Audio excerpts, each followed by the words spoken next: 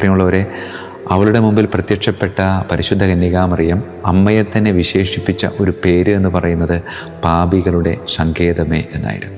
അതെ, യഥാർത്ഥത്തിൽ പാപികളുടെ അഭയമായി ഒരാലയം പണിയണമെന്നും ആ ആലയത്തിൽ ഏറ്റവും കൂടുതൽ പ്രാധാന്യം കൊടുക്കേണ്ടത് കുമ്പസാരത്തിനും കുർബാനയ്ക്കുമാണെന്നും അങ്ങനെ ക്ഷമിച്ച് കുമ്പസാരിച്ച് കുർബാന സ്വീകരിച്ച് അനേകം മക്കൾ എൻ്റെ മകൻ്റെ ഹൃദയത്തിൽ ഒരിടം നേടണമെന്ന് പരിശുദ്ധ അമ്മ ആഗ്രഹിക്കുകയും അത് ഇവളെ അറിയിക്കുകയും ആ ഒരാഹ്വാനം ജീവിതത്തിൽ പാലിച്ചുകൊണ്ട് മരണം വരെ അമ്മയുടെ വിശ്വസ്ത അടിമയായി അവൾ ജീവിച്ചു എന്ന് നമുക്ക് നിസ്സംശയം പറയാൻ പറ്റും. പ്രിയമുള്ളവരെ, അവൾ മരണമടയുന്നതിന് മുമ്പുള്ള ഏതാനും ദിവസങ്ങളെ ഒന്ന് ധ്യാനിക്കുന്നത് നല്ലതാണ്.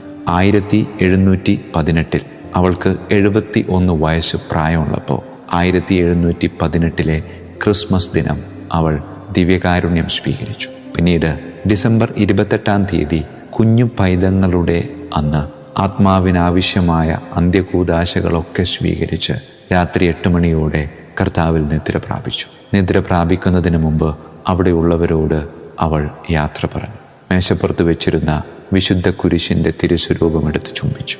എന്നിട്ട് ശാന്തമായി കർത്താവിൻ്റെ പക്കലേക്ക് യാത്രയായി. പ്രിയമുള്ളവരെ, കൊതി തോന്നിപ്പിക്കുന്ന ഒരു ജീവിതവും കൊതി തോന്നിപ്പിക്കുന്ന ഒരു മരണവും.